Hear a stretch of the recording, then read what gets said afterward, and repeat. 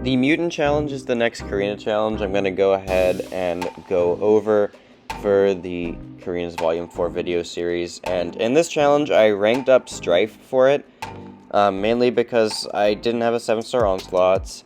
I didn't have a 7-star Professor X at the time I ranked Strife. I actually pulled him like the day after or something. And I didn't have a couple other like 7-star mutants that, oh yeah, it was Northstar. Northstar was the other one that was like, would have been really good for this challenge. But we're going with Strife for a lot of this stuff. And we're going to start on Sauron, which is just the ramp-up fight, so this is not going to be anything too impressive. If you don't know, Strife is kind of like Aegon, where you have to ramp him up through the quest. You gain these telepathic charges, and then you bank them into persistent charges on your SP3. Every time you drop an SP3, you're going to bank them up to 100. And you can have 20 charges on you at a time, without them being in the persistent bank, obviously. So every time you throw an SP3, you bank, hopefully, those 20, and then you get an extra 5 bonus ones just on the SP3 itself. And then once you have 100, you don't even need the SP3 anymore. You're just going to spam SP2s the way out of the fight. So one thing I need to mention is that I unfortunately did not get every fight recorded. I thought I recorded Airwalker and After, but I didn't. So the only 2 fights I have on the only 3 fights I have on film are the Sauron, Hitmonkey, and Chavez. But I will be breaking down for you shortly how I went about taking the other 4 fights and how I would suggest doing it. So I dropped the SP3 there, and then you can see I'm at 25 persistent charges now, so I get all the attack rating benefits from them, which is perfect, because once we're at 100, we're going to be hitting like a freight train. It's going to be pretty great. So, another cool thing about Strife is medium attacks cannot be evaded. They also counter any damage they would be taking, like Atuma's Thorns, or what we're going to see later, America Chavez's Damage Reflect. So his mediums are called Psionic Blasts. The other ones are on the heavy attack and on the SP1 and a couple hits on the SP2. So anyway, we got clipped by his SP2 there, so that sucks, but it's all good. We just need to drop another SP1. The only thing I dislike about Strife is that when you're ramping up to that SP3, if you eat a hit like that, you're going to trigger his glancing and lose all your charges. So you really need to be careful of not getting hit before you're going to the SP3 to bank them all. Otherwise, it's just going to be a really painful ramp up, and I didn't do a very good job of not getting hit for a bunch of points in this fight. But, you know, it is what it is. The goal of this game is to not get hit, right? So yeah, anyway, again, this is only the ramp-up fight, so it's nothing impressive. It's not really supposed to. It's kind of like Aegon's first fight. Here, I'm just going for the SP3. I want to drop a couple heavy attacks, because heavy attacks give you a chance to gain telepathic charges. It's a 45% chance on base, and then increases by 15% per full bar of power you have. So if I have an SP3, we're going to be guaranteed to get telepathic charges. It's like a 55% on base and then 15% per power bar you have, I think. So, like, I'm 90% sure that's how it is. But either way, we're going to go for the SP3 here. Moves us up to 50 charges. And then, after the special 3, we're just going to hit him a bunch and hopefully start re-ramping. So halfway to fully ramped now. And, yeah, this Sauron he's still got a lot of health left, as to be expected, but get a sidestep there. His light attack is very good for sidestepping, and Sauron's medium is also very good for sidestepping, so makes that pretty easy. Go for a couple misses there. Gonna dex the special 1. He's gonna be unblockable a lot in this fight, which is annoying, but at least we have the phase, or the cloak, to get around a little bit of that. And now I believe I'm gonna die pretty soon, because I just messed up on the SP1, and yeah, we only finished the fight with half ramp, which is unfortunate. You ideally want to get Strife ramped in one fight, but it's fine. We just revive. I'm not too worried about spending items. I have plenty of items. So speeding up the process here, for the second attempt. He's at 81% still. That's fine. I'm totally expecting this fight to take a while, so that the rest of the fights ideally don't take a while. So yeah, Strife is pretty good for this challenge, as we're gonna see for the Chavez fight specifically, because what I was kind of thinking when planning for this challenge is that Onslaught's gonna be my main attacker, but there are a couple fights that Onslaught just kind of sucks for, like Psycho Man and Chavez, so I need someone who's going to be good for Psycho Man and Chavez. Turns out Strife is actually very good for those two, as you're going to see in the Chavez fight at least. I'll break down what happened in the Psycho Man fight, because I don't actually have the recording, unfortunately. But yeah, he does pretty well. So, eat a special one there. I'm just so bad. But anyway, I need to get to an SP3 now. Hopefully, some of my heavy attacks will trigger a charge. I'm not getting very lucky. That's okay. Heavy attack, still didn't gain one. Block it there, because I was like just too nervous at this point. Still not gaining them on every heavy. That one still somehow didn't give me one. Here he's unblockable. I'm just gonna drop it. So we're at 74 instead of 75, like we should be at, but who cares? It's just one less charge that I'm gonna have for the quest. So heavy attack there. Beta special 2. Then I'm going to go for an SP1 and get him to miss me, drop my heavy attack, gain some charges, and then Sauron throws an SP1, going to catch him with my SP1. He's going to hit into my miss. Now I'm at 13, and heavy attack, and just get to an SP3 now, and hopefully have 20 charges.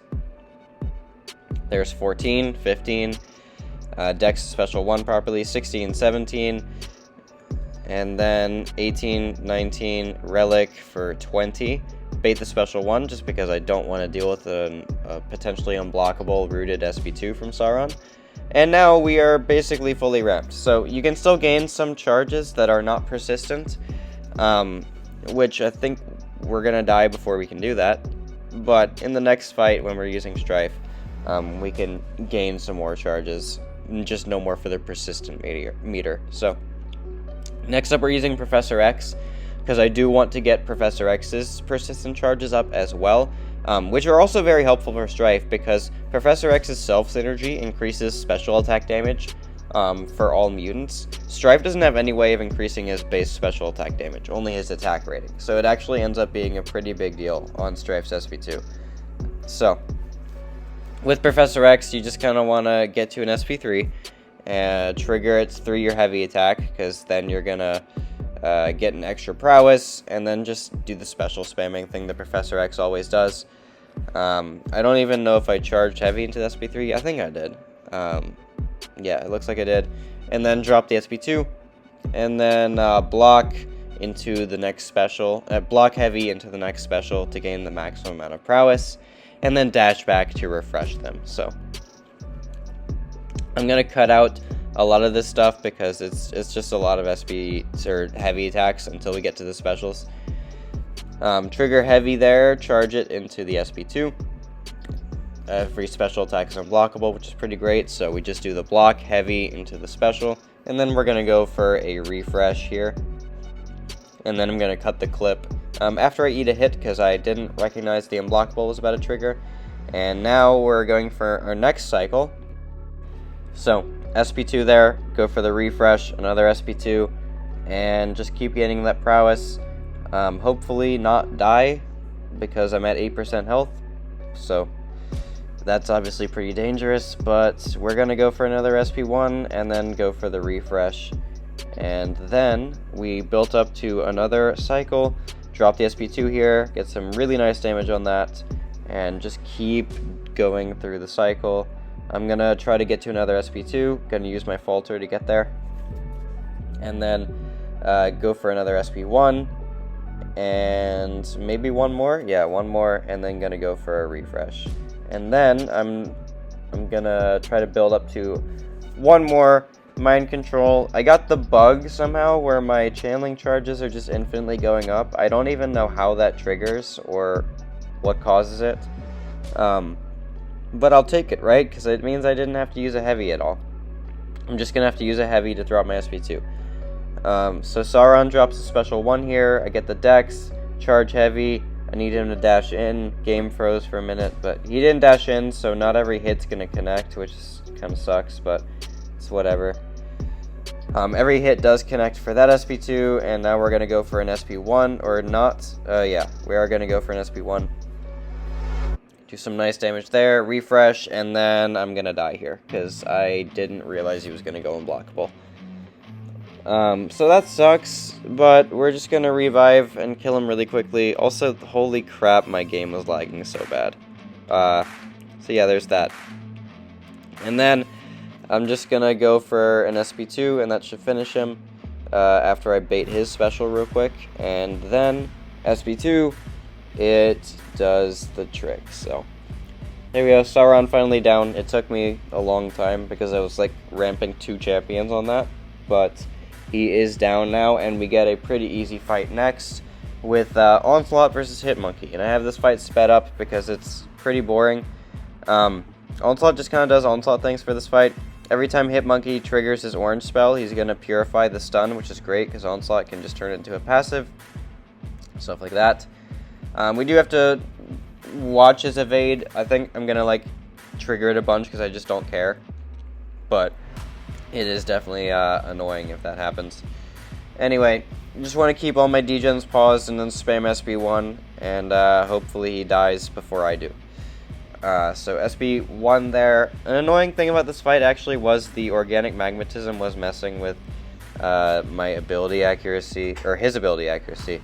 So he didn't always trigger one of his senses when he was knocked down. Like there, he didn't get the orange one, but he did get the purple one, of course, the one that I don't want him to have. And then I lose my degens there. So we're going to go back to another SP2. That's fine. It's not that big a deal. And drop it here.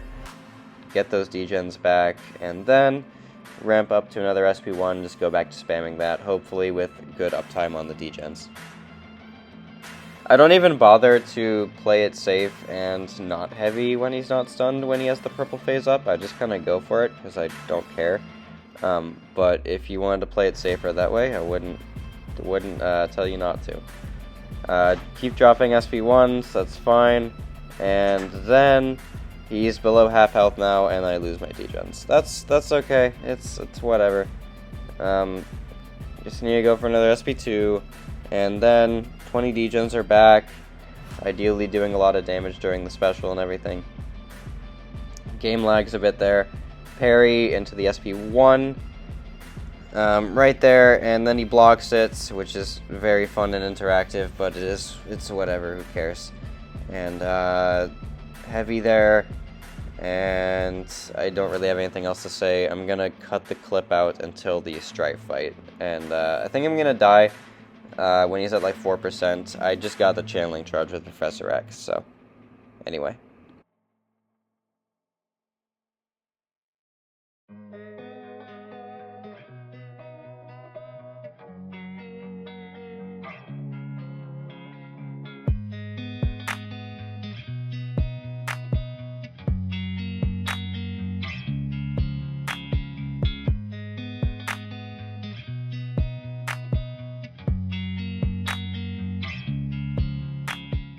So, Professor X charge acquired, and we move on to the Chavez fight, which is going to be a Strife fight. The reason for this is because the main gimmick of this fight is you don't want to knock Chavez down too many times within 12 seconds, or you don't want to knock her down at all in 12 seconds in a row. So, Strife doesn't have to knock down the opponent very much. He just kind of hits them and then drops an SP2. You do want to keep the shock up from your SP1 if you can help it. So you're going to drop an SP1 at the start and then drop SP2s afterwards. But anyway, I'm going to speed this fight up a bit. It's not like the fastest, but he does a pretty good job. And we hit pretty decently hard on those basics. But the SP2 is what really matters. The SP2 is like the big damage. So she charges a heavy there. She charges another heavy. I'm like, oh, that's so great. That's exactly what I don't want you to do. So whatever, just kind of have to expect it when fighting Chavez. And then just do some double mediums. And hopefully she just keeps throwing the specials and doesn't charge more heavies. And then drop the SP2. It does pretty decent damage. But yeah. And this is just kind of the whole fight. Is just dropping a bunch of SP2s. There she somehow comboed into her somehow comboed into her heavy attack, and somehow I dexed her SP2, which I'm not very good at, so that was pretty cool. But anyway, we just keep comboing her. She's gonna charge another heavy, and like, oh my gosh, can you just stop this? So, usually my Chavez AI is pretty good. This was just atrocious, man. She just was doing it the whole time. Anyway, shock is still active though, so we're doing extra damage on the SP2s. And I'm gonna die with her at like 60 or something % health. But then we're gonna finish her with 1 revive, I believe. So, that's pretty cool. There's not much I'm gonna say about this. I'm gonna move on to the next fight, which is this Airwalker and friends, where I'm just going to break down what I did, because I don't want to talk over this whole thing the whole time, because there's not much to say other than just dropping SP2s and keeping the shock active ideally. Also, yeah, I'm going to die here because I just was stupid and the blue dimension triggered, and I just like barely even recognized it. It's like just total brain fart on my part. I just was really stupid, so we die there. But I believe I finish her on this run, so anyway, I'm gonna see you guys at the Airwalker fight.